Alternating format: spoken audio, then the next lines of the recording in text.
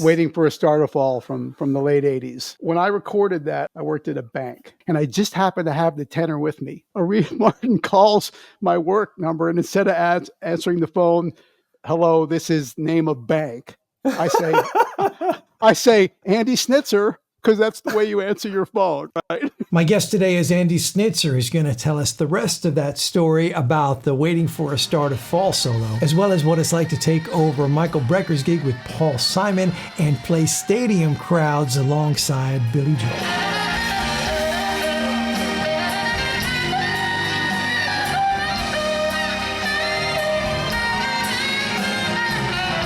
He shares with us his approach to recording pop sax solos in studio sessions and his approach to recording his own solo records. Make sure you check out his latest release called A Beautiful Dream. It's awesome and available right now. Andy Snitzer, thank you for being on the podcast. Great to have you. Thanks for having me, Jay. Appreciate it. You've had a lot of different things going on in your career. You've played with a diverse selection of musicians in a variety of styles, and I know you've done some really interesting. You've participated in some really interesting projects, live and studio.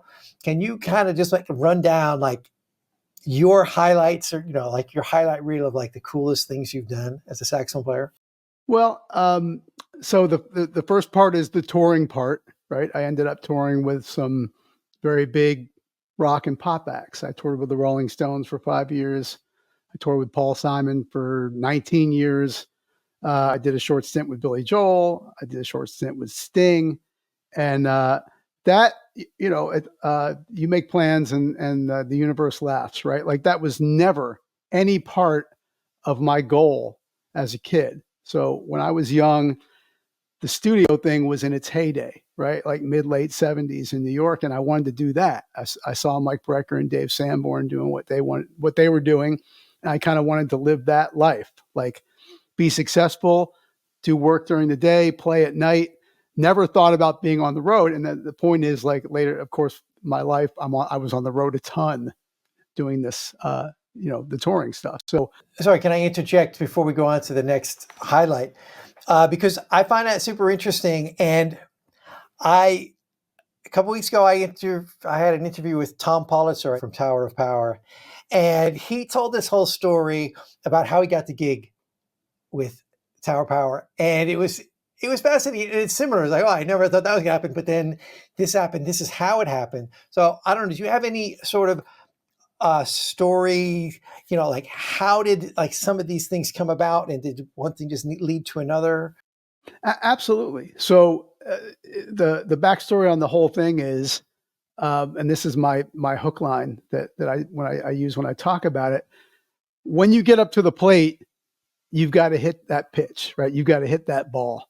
But the getting up to the plate part is absolutely random, and that's kind of the story of this whole rock and roll touring thing. So when I was very, very young, I ran into Chris Bodie, who I've known and worked with my whole life, and Chris is kind of a rainmaker. And in his late 20s, Chris ended up going out with Paul Simon when Mike Brecker was in that band. And then basically through that association, say 4 or 5 years later, the Rolling Stones were looking for a horn section. And actually an accountant in Paul Simon's world somehow knew people in the Rolling Stones world and said, well, you should call this guy Chris Bodie and talk to him, an accountant. So so that ended up happening. They looked for Chris Bodie, and Chris didn't end up doing the audition, but 3 of us went up and auditioned for the Rolling Stones and got the gig. So point is the randomness of that, right? Some guy working in accountancy in Paul Simon's world ends up with me auditioning for the Rolling Stones. When we got up to the plate, we hit the ball. That's why we got the gig. Nothing other than that. But the opportunity is the random swirl of the universe. And that's true of so much of this, right? Now, once that was established, so once I toured with the Rolling Stones, then of course I'm on some radar, right? And Mike leaves the Paul Simon gig, and Mike says to Paul, hey, there's this young guy, Andy Snitzer, and he plays with the Rolling Stones, right? So that's an immediate stamp of kind of legitimacy on me. and I go into the Paul Simon gig and I don't have an audition, it's just mine because Mike said, this is the guy. And because I had that stamp, he played with the Rolling Stones. So, but you knew Mike before this, though. I did know Mike. So Mike and I are from the same little town outside of Philadelphia, right? And went to the same high school, believe it or not. So all the way through, from when I was very young, Mike was kind of aware of this kid from his hometown that was, nipping at the heels. And I'd go over his sister's house in the neighborhood and ask her, my mom set it up. So I went to Emily's house and said, what did Mike do? He practiced in the bathroom. So I went in the bathroom and I practiced, it's what he did. But anyway, so I knew I was, I had some small connection to him from when I was very young and doing nothing. And then as I got somewhere, he kind of became more aware of me and became more aware of my playing. And I think correctly identified that I would be a good call, right? I would be a good guy to go in for him for Paul Simon. So that's huge in the story, right? It's the two big pieces, right? So knowing Mike and having me be the one guy that he selected, and then having the Rolling Stones stamp. Right? Even though for the Rolling Stones, I was in the horn section, I wasn't playing any solos. But from Paul Simon's perspective, this guy played with the Rolling Stones, and therefore, right? So anyway, so once that happened, so now I've got the Stones and Paul Simon. So when Billy Joel needs a sub, when Mark Rivera and the Billy Joel organization need a sub for a tour, same kind of thing, right? Now, by that time, Billy could see me on YouTube also, but it was all the same stuff. Rolling Stones, Paul Simon, People in Common, also YouTube, and walked into that. So it all starts with randomness. It all starts with nothing that you can control, right? In any kind of way, when the opportunities come, you have to hit the ball into the outfield or out of the park. That's what you have to do, right? But right. Anyway, so I saw you play once live at with Mike Del Judas and Big Shot, and he was like, I remember he said, "Oh, Andy's just in town, and we're lucky that he's able to do this gig with us." And then you just came and you knew every tune backwards and forwards. So obviously you learned that repertoire touring with Billy Joel. Well, true. But here's the other thing about me, right? And we're veering off, but another part of the story, right? Like when I was a kid, the first music that I was interested in was rock, was pop. Like, so the first thing I was interested in was David Bowie. And that's how I learned about David Sanborn, right? Who ended up being a big influence. So I owned Rolling Stones records. I owned David Bowie records. I owned Billy Joel records. So while I did have to get the details of those songs, I know all those songs. I know all of Billy Joel's songs. I know the Rolling Stones repertoire. So I know Paul Simon's repertoire. So when I go in, there's also that aspect of it, right? Like there's an actual sort of universal conduit for me to be there, because I'm not a guy that was a jazz player only, right? And no value judgment on anything, but these are the things that I was interested in. So that music comes naturally to you because you already had it in you. Exactly. So it all sort of cauldrons together in my view, right? It makes sense that I've ended up doing these things because there's actual basis in these varieties of ways, right? Professional skills that people at that level want, but also an actual relationship to the music. Yeah, for sure. So the other thing that you're, besides all of that, another thing that you're known for is, other recordings, like there's a famous top 10 hit solo from, the early 90s? Waiting for a Star to Fall from the late 80s. Yeah. Right, just because that song blew up. Blew up, yeah. Who knew? Right. So when you were recording that, you probably were like, this is just a session. So when I recorded that, I still worked a day gig. I worked at a bank. And we had been doing work as a horn section, right? Because Chris put together a horn section with myself and Mike Davis, who's become very well known in the trombone world, and a guy named Kent Smith also playing trumpet, and he was getting us work. So, but I worked at a bank, and would kind of negotiate those sessions. They were few and far between, right? But we ended up working for Arif Mardin at some point, a very famous record producer from that era and before, 60s, 70s, really. So one day I'm sitting at work and I just happen to have the tenor with me. For what reason, I don't remember, right? I have it with me. And Chris calls up and he's like, dude, Arif Mardin is going to call you for a solo in about a half an hour. So I'm going to give him your work number, right? So Arif Mardin calls my work number, and instead of answering the phone, hello, this is name of bank, I say Andy Snitzer, because that's the way you answer your phone, right?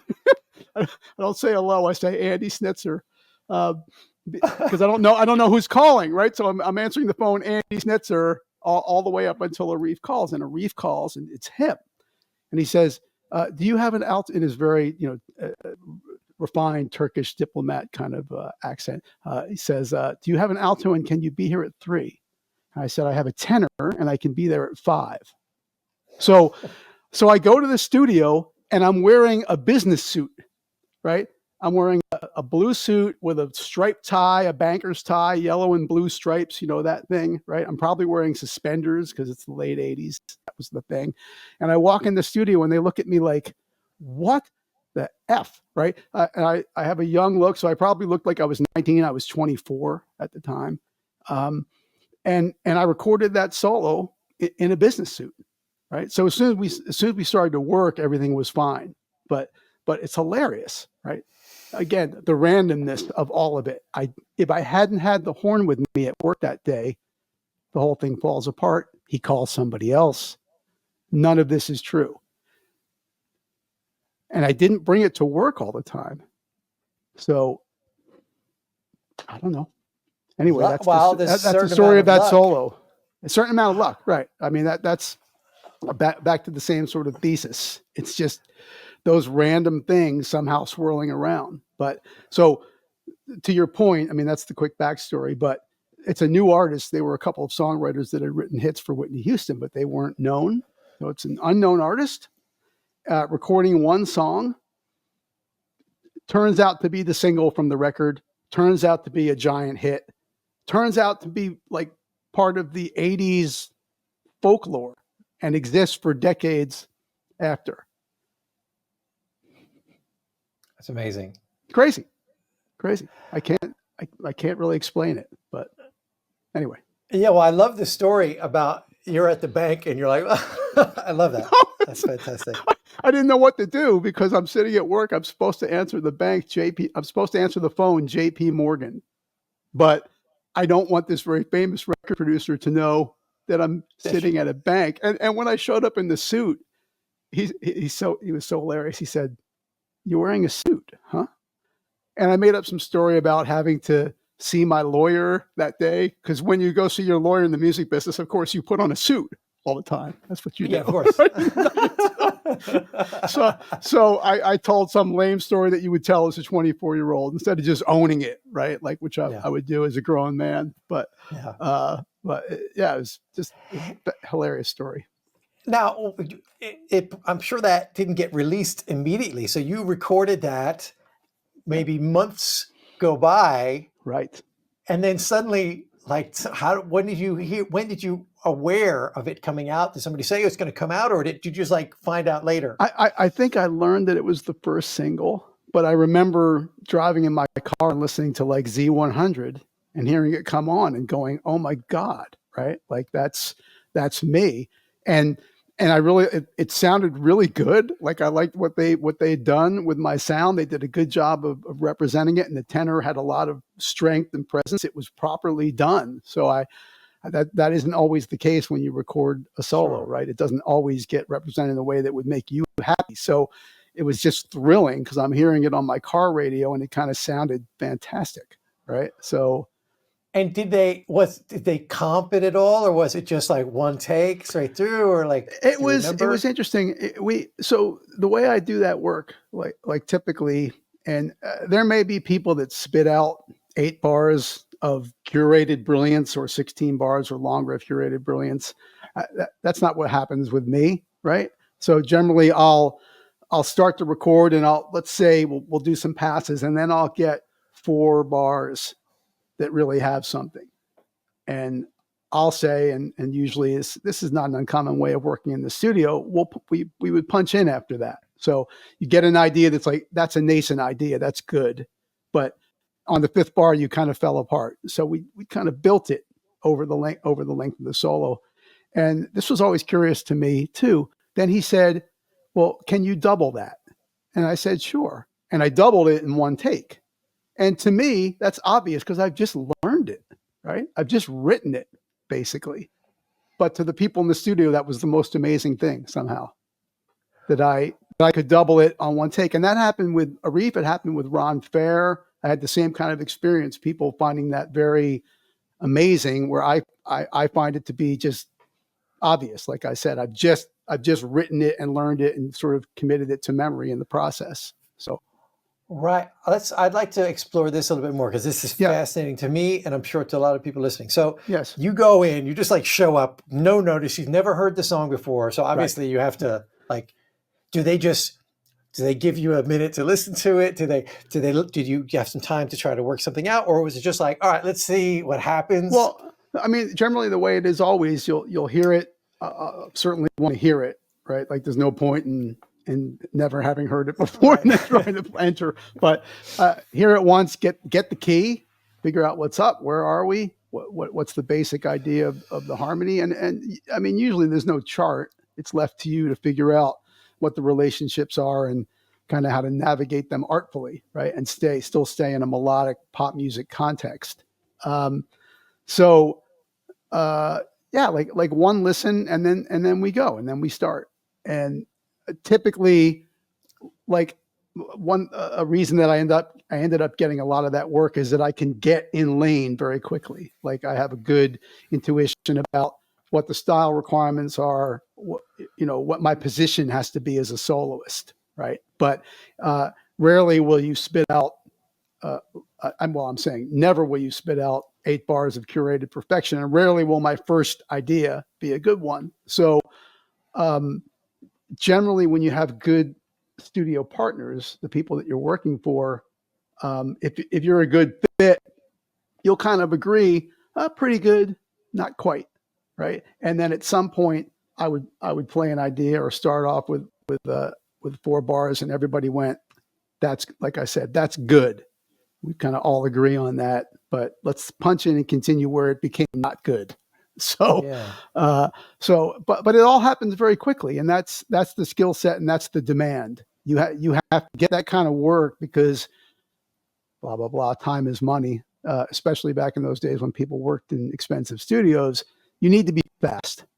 That's really the main reason for my success in this, was being fast. Not that you don't have to be good, but if I was good and slow, none of that would have happened. Sure. But now we're talking about you when you're 24, you said? Exactly. So, I mean, since then, I assume, have developed those skills quite a bit. I would say yes, but in that sort of elemental way, in the way that I'm describing, that's just a thing that I had for whatever reason. And, we're all gifted in different ways, and everyone has their super strengths and their holes, their deficits. So that's a way that I was given the right tool. So very fast, having a very good memory, right? Then having like professional grade saxophone skills, in time, in tune, able to make a sound that fit that kind of music. And in general, I'm able to navigate making a sound that fits the music that I'm recording over, right? And there are exceptions. If you throw me in a situation where the role is to legitimately sound like Johnny Hodges, I'm going to do a B- job of that. I'll get it done, but I obviously shouldn't be the guy in the room, right? Now, I can be the guy in the room if you need a Stan Getz bossa nova, for instance, and I have a width, a lot of width, and that's what allowed me to be successful doing that kind of work also. But So so if you were to, I just wanted to ask if you of course. were to like make a short list, a very short list of just like bullet points of like, somebody who is going to do that, whether it's saxophone or any instrument really, like what are the things, like what are the things to avoid? What are the things to not do? What are the things to focus on to be good in that sort of studio situation? So I think the number one thing to remember is that you are there to serve, right? You are there to serve. You are not there. I mean, when people become very famous, this all changes, and they can be there to be in charge and express their artistry. But generally, you're there to serve. So the immediate part of that is uh, be familiar. And this is a small sentence, but a big job. Be familiar with as much music as you can be familiar with, right? Play in as many different situations as you can play in. So if you spend your whole life, and I'm not picking on anybody, it's just an example. If you spend your whole life playing bebop, right, and going to jam sessions and living only in that world, when you get these kind of calls, it's going to be more difficult for you. So if you're interested in this kind of thing, that's important. So if you get called to play with a funk band or a rock band, go do it, even if that's not your first thing, right? Get better at that. And when you're on those gigs, critique your sound, right? Be a harsh critic, critique it, and your sound and your style and your time feel and your inflection. And what can I do that's still true for me in my world to fit into this music in a better way, in a more pleasing musical way. So anyway, so in the studio world, you want to understand that you're there to serve from a musical standpoint and also from a business standpoint, and you want to be as open, familiar, and adaptable as you can be in terms of musical style, right? And if you don't want to be that person, fantastic. Then you probably shouldn't pursue this work, right? And it doesn't fit for everybody, and that's fine too. So, and then also to the extent that you can be, and again, these are things that you can develop, but they're also things that are natural to a human being. Your memory skills, right? Your ability to remember phrases, your ability to spit back what is sung to you by somebody, right?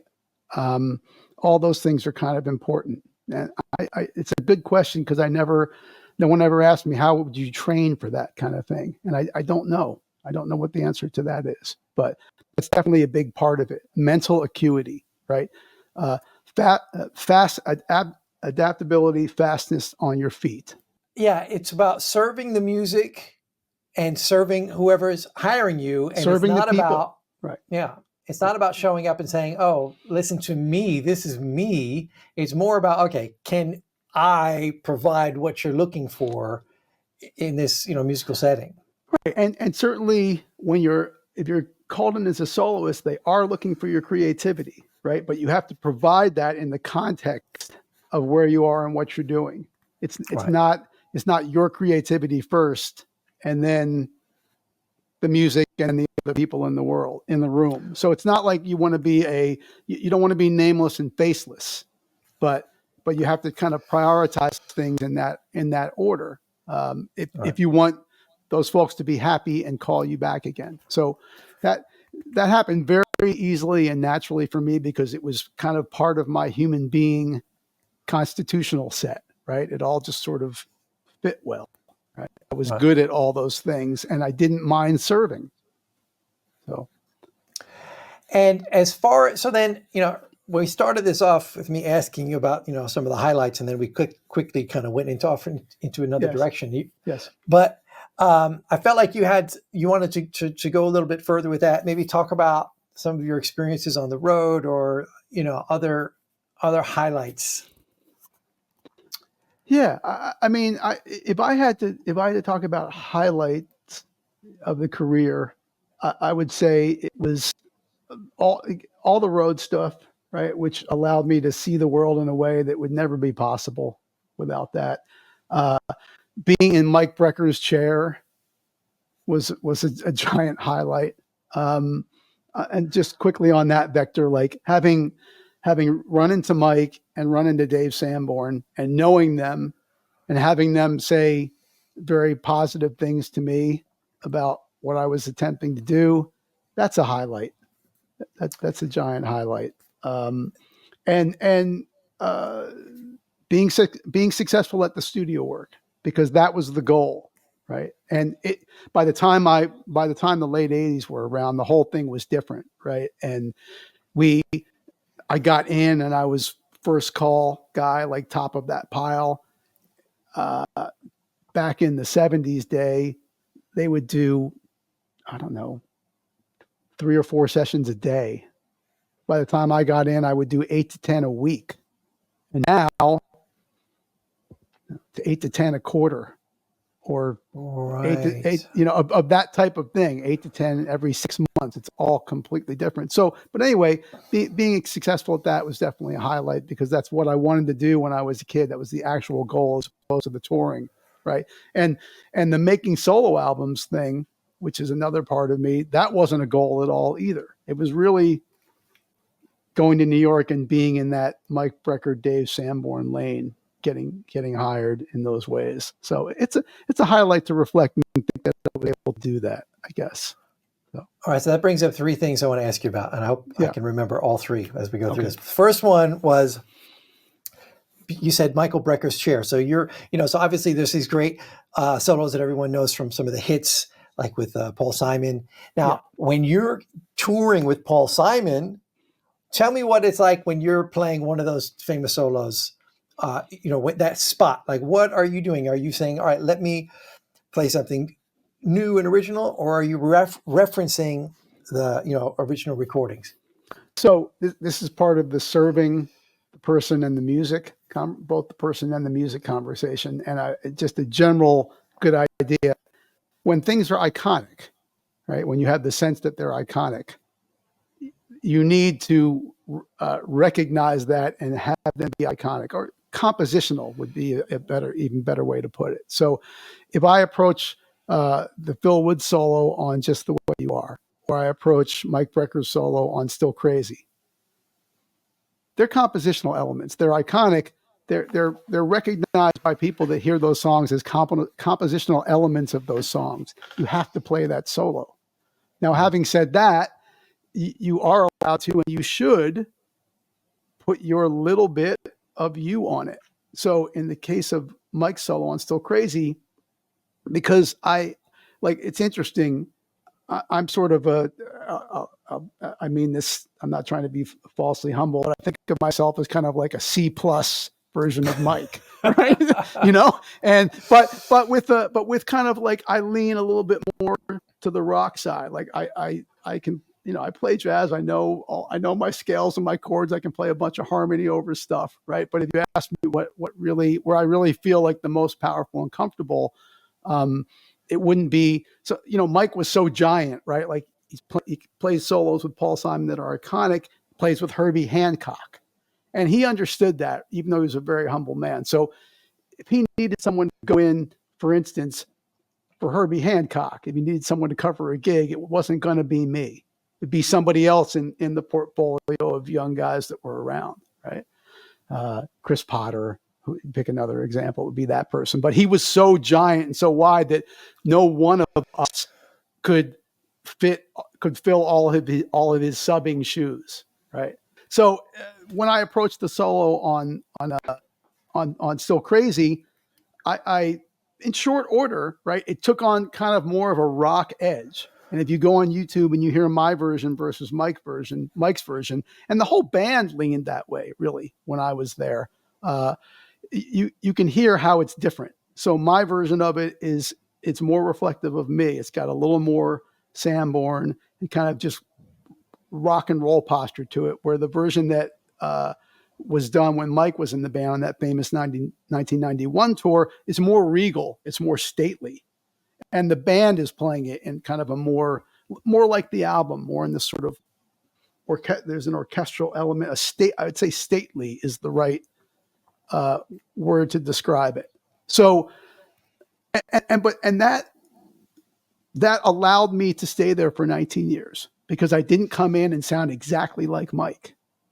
That's not wanted, right? That's not wanted. First of all, it won't ring as true because that's his voice. We each have one voice.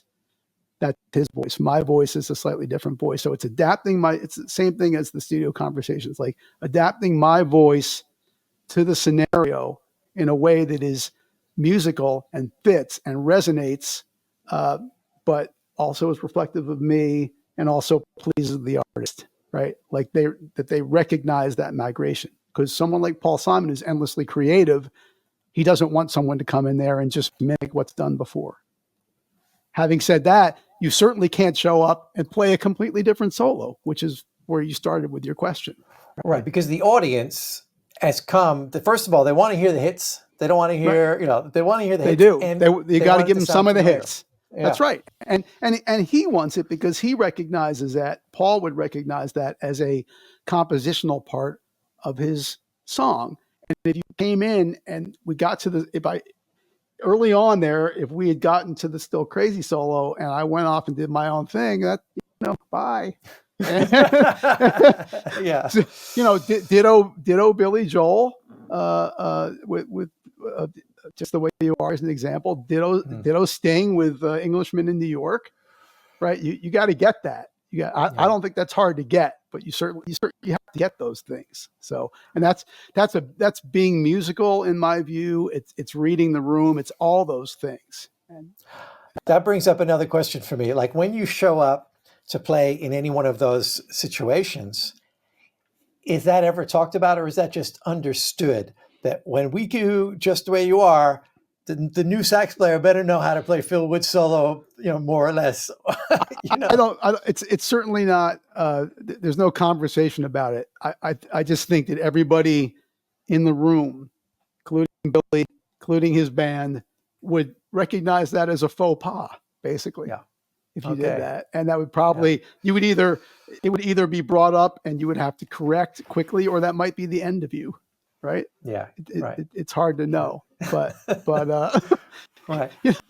And ditto for Billy, the cadenza on New York State of Mind, right? So at the end of New York State of Mind, there's a little bit of trading with him. He plays, you play.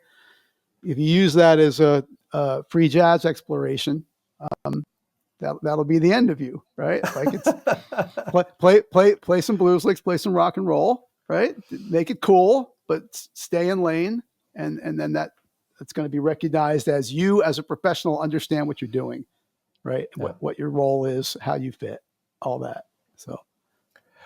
So you brought it up earlier, and I wanted to talk about this. You've got a new record that's almost out, right? It hasn't come out yet.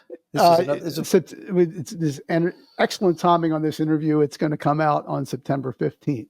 So it will, I guess it'll be out on the airing of this, but in terms of us talking about it, it's perfect timing. So yeah. So and this is not your first solo record, but maybe you can kind of talk about this record, and for anybody who's unfamiliar with your solo work, we could talk about what sort of direction that is in. So basically, and this is a broad conversation too. Like my solo records they're pop music, right? Like more or less, they're production records. They're grooves, hooky melodies, textured tracks. They've got nothing to do with traditional jazz background, but where I live is kind of mirroring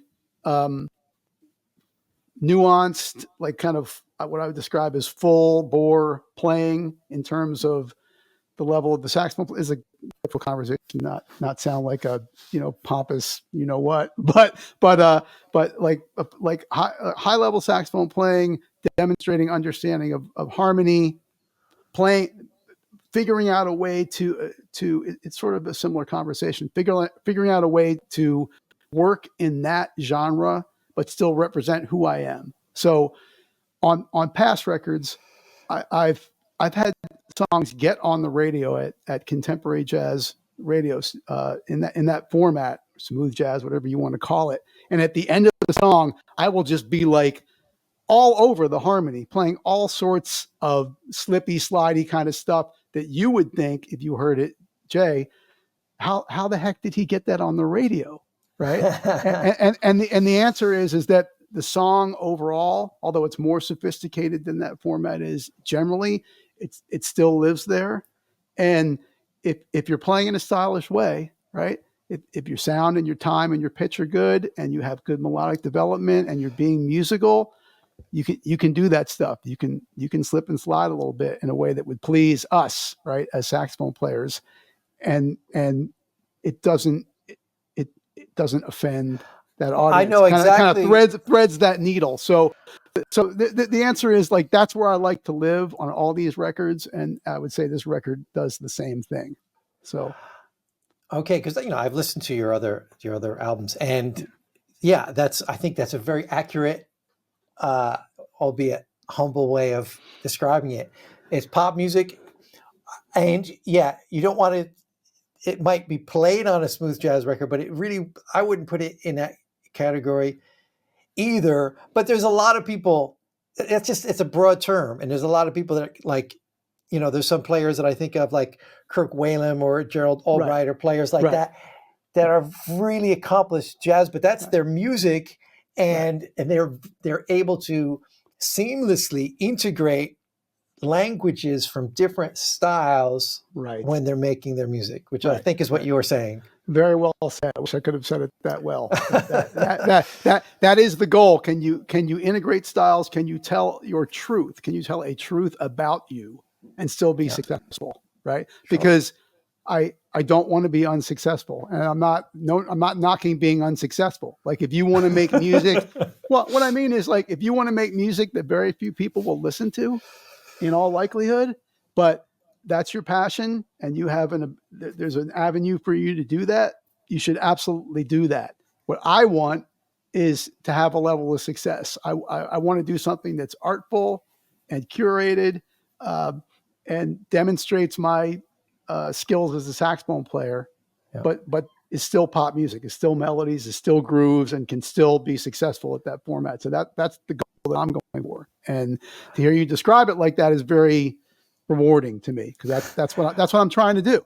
So yeah, well, it's a matter of kind of making the balance between music that is just for the musicians and music that is for an audience that is really going to enjoy listening to that, and and want to go to a concert, and you got to have both in there to be successful. Yes. And the other truth is, and this is a very deep truth, if I were, for instance, to try to make a record that was the music and the language and the style of somebody that didn't have all my educated background and all my knowledges of harmony and scales and exposures, right, I would fail at that pursuit, because it's not true. And the people that do really well with that, 201, they are honestly living in that lane. They are honestly living in that space. So I almost have no choice, right? I wouldn't want to do that, but if I said to myself, I want to be opportunistic and I want to make a smooth jazz record because I want to be successful, I don't have that opportunity. It's not true. It won't work. All right. So I approach all of that about the record making as it's all about truths, right? Can I do something here that articulates all the truths, and this is really it's delicious to me when I hear a saxophone player or something like I was mentioning before, like, how did you get away with playing that? And then also at the same time, that song was top 10 on that Billboard chart for that format. I love that, because that means I was able to do it. I succeeded. I made music that was palatable to that audience. And there was still some stuff in there that had the saxophone player community going, I heard that. I heard you, and that's who I am. It's the truth. It's what I want to do. It's what I have to do almost. So, well, it's interesting. I find it interesting. I wonder if musicians who play other instruments feel the need to somewhat explain themselves. The way saxophone players kind of feel like we have to like, oh yeah, I did that, but Probably like, not. You you mentioned should. it. It's a curious place, but There's, you do, because there's basically there's in terms of an outlets, there's two spaces you can exist in, right? It's more or less there's the BGO space or the smooth jazz space, and in a broad sense, in terms of actual and actual outlet infrastructure, those are the two places you can be. So, it's a very good point that we feel the need to explain ourselves. but it's interesting, and this is because I've been doing so many of these interviews, and it's not just for, like Braxton Cook, Yeah, so he's doing like the hip hop yeah, thing, and he's singing yeah, on his records, yeah, yeah. and he's like, in an interview, he's like, oh, I didn't know saxophone players actually listen to me. Like, my audience is not, but he's a Yeah. jazz, you hear him, he Yeah. is a jazz saxophone player. Yeah, He has yeah. all the language. He sounds, he could do the Johnny Hodges thing, I'm Right, sure. right, But his truth is the music he's making. And he doesn't, right, he's right. not And apologizing for it or explaining it. He's just like, wow, I didn't think saxophone players would actually want to listen to this. right. But it's beautiful that he's doing that, and it's actually the definition of how the thing moves forward. And Yeah. there are probably some people in his community that would give him a hard time if they talk about him for ever doing that, right? But Yeah. none of this happened because people look backwards. Right? None of the things that we love and revere happened because people were looking backwards. They were looking forwards. So I hope that, through talking about this more and having more of an online community about saxophone, we could kind of put some of those things to rest, though. This whole, like, it would be great. Michael Brecker is a perfect example. I mean, did he ever have to explain why he would, did he ever have to justify anything? I agree. And yet I know there are younger guys right now who go, oh, like, yeah, wasn't he kind of a more of a fusion pop player, but he also played some jazz? Yeah. And I'm like, well, let me give you 3 quartets by Chick Corea. Let's take a listen to that, right? Or those live tapes of him with Horace Silver when he was 24. So it's meaning that the notion of him is already distorted, right? For some communities that weren't around when he was around. So I think that there's a natural pull for whatever reason to kind of like box everybody, right? And sort of divide everybody up. And the truth is, it's this big, beautiful swirl. And I think it's great. Like when I went to college, I was a kid that I loved Train and Mike Brecker, and I loved Led Zeppelin. And that's kind of what built me. And I went to college in a place where I was allowed to be that. I was allowed to be this weird, quirky mix of things. And being willing to and able to stay on that, say like, hey, better or worse, whatever it is, this is who you are. So you're going to do that. That's the whole story of my success, right? If I'm boxed in, none of this happens. So I'm with you, man. It'd be great if that could all go away.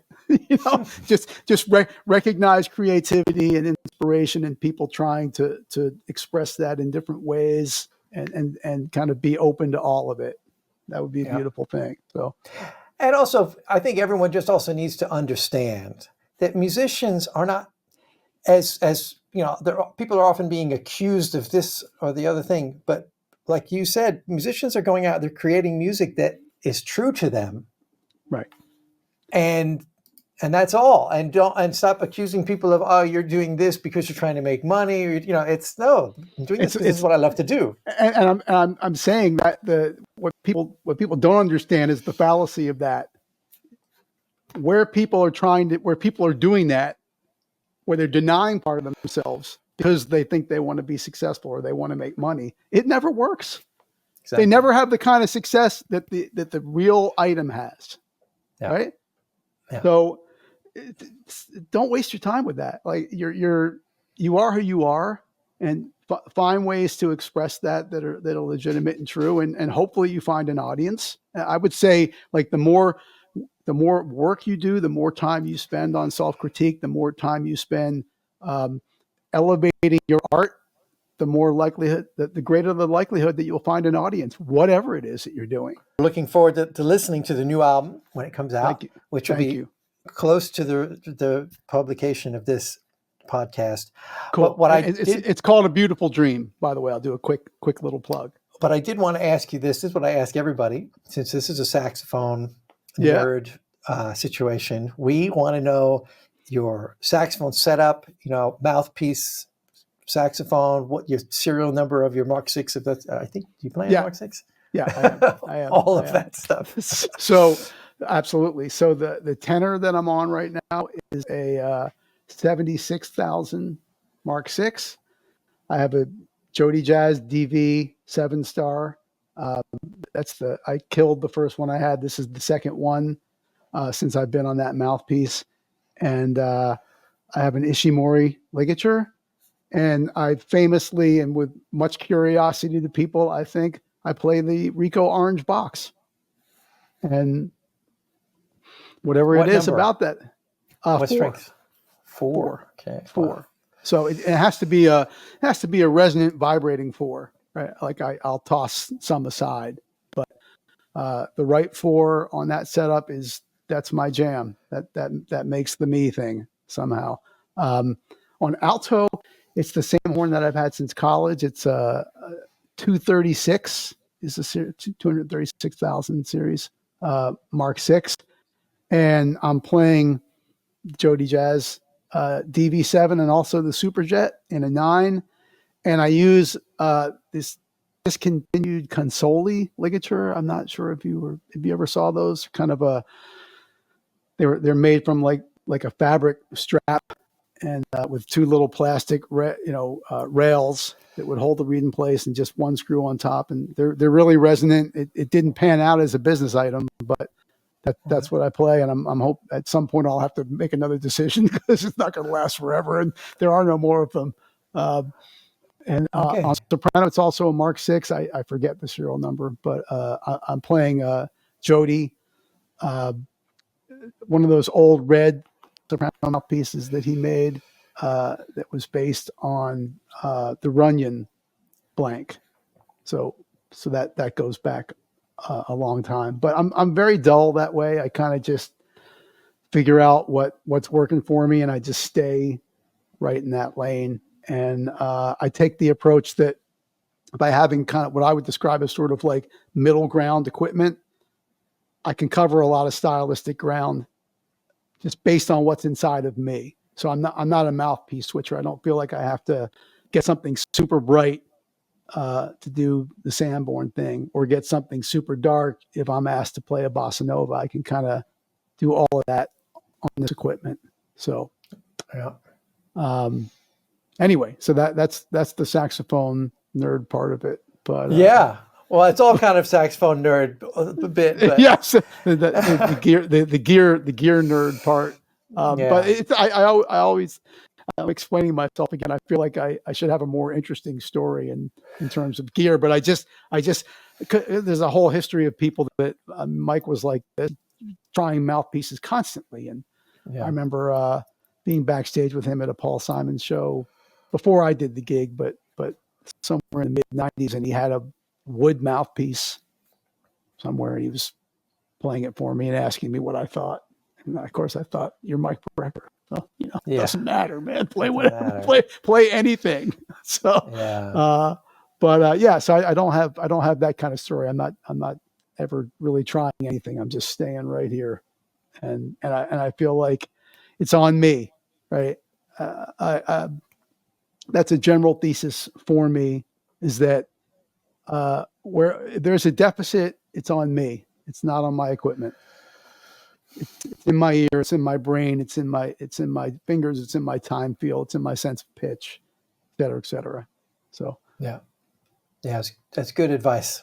I mean that's what I think. I think it's just about I'm one of those, for better or worse, kind of relentless self-critiquers, right? I'm constantly dissatisfied, which I shouldn't say constantly, but the thing that has propelled me to work hard has been dissatisfaction. And I don't know if that's a good thing or a bad thing. It's a me thing. It probably doesn't work for everybody, might work for somebody, but that's But kind of what has built with me. all the musicians you know, Yeah. do you know anybody who doesn't feel that way? Who's like, you know what? I sound great. No more improvement needed. I do know some people like that. Okay. And I wouldn't say that I don't know anyone that's reached great heights in my estimation that is like that. But I do know people that seem to have an easier time being satisfied than I do. So, Okay. and again, I have no value judgment. All I can tell you is the way that I'm designed. So I kind of have to operate within that structure. And I mean, there are things that Mike Brecker played. There's this one thing he played on Heavy Metal Bebop on Inside Outside, right? It's a major 7 shape, but it's expressed from major 9 actually, but it's expressed like the first one, like D, B, A, G, F sharp, back up to the D, right? Fast, and then down in whole steps. So down the horn, and then he does some blazing thing back up. I've been trying to play that my whole life, like he did, right? My entire life, I've been trying to play that with that kind of technical perfection and effortless expression, and I'll never do it. I'll never do it. But I'm going to keep trying. And I'm going to keep being dissatisfied with what I'm able to do there, and I'll probably get to the deathbed having never been able to do it. But that's kind of an expression of how I am about things, right? Like I'm going to just keep knocking my head against the wall, and in some cases I work it out and get there, and in some cases I don't, right? So, well, wasn't Michael Brecker the same way, where he was really self-critical and yes, never happy with anything he played? Yes, he was, which I view with hilarity, right? I view with fascination, but he meant it, right? So from my vantage point, Salieri looking at Mozart, I'm thinking, what are you talking about, right? Your virtuosity is perfect, but but someone else looking at you would have the same perspective. But they're wrong and I'm right. Okay. Fair enough. I don't. You're absolutely right. It's that part is not for me to judge. It is not for any of us to judge. So when I have a certain number of younger players around the world that put me in sort of a similar space from their vantage point, and I have to accept that compliment, right? And not say, I don't want to say you're wrong, or stop saying that, you don't know what you're talking about. Because not for me to decide. Like, I have my opinion, but that's for them to decide. The view of me from that collective that's the decision. It's not my decision. So, but sure. Same thing about Mike, right? I would argue, like, the collective, he had all that self-doubt and self-critique, but our collective position is the correct position, right? The universal position. So and to drive on that further, right? Like, there are many more saxophone players talking about Mike that way than talking about me that way. So maybe there's something in there. I don't know, but I'm riffing on all this for the first time as we talk, which is a cool thing. It's cool to think about things you've never thought about before. So. Well, yeah, I mean, I've been thinking about this sort of stuff a lot, and about like the head game of music. So on the one hand, being constantly striving to get better, and not being satisfied with where you are. I mean, that's necessary to get better. Right. However, and I've always done that, but I found a lot of, I found that it's been more effective for me to ease up on the self-criticism, at least as far as allow, because it gets to the point where it's, I'm not saying this to you, this is kind of like what I'm saying, sharing with students really, but it gets to the point where you're beating yourself up is not actually helping you get better. You Agreed. could overdo that. Agreed. Agreed. And so I would say you're 100% right. And the reason for myself, I feel like I have a good balance, is that I am willing to say, I will say about things from my past, that's pretty badass.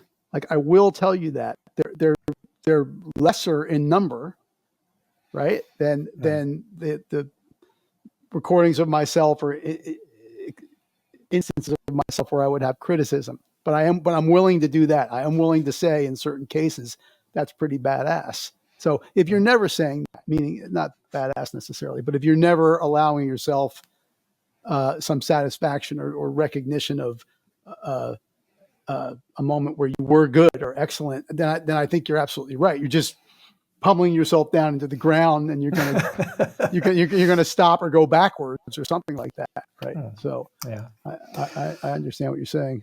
But. Yeah. Well, listen, man, this has been fantastic. I really appreciate all of the stories and the knowledge and everything you're sharing with us. And we're looking forward to hearing the new record and hopefully, seeing you on tour, whether it's with your own group or with one of these, legendary musicians. I'll take either one. I'm good with either one. Yeah, man. But it's been great to be here, Jay. Thank you. Great conversation. All right. Thank you so much, Andy.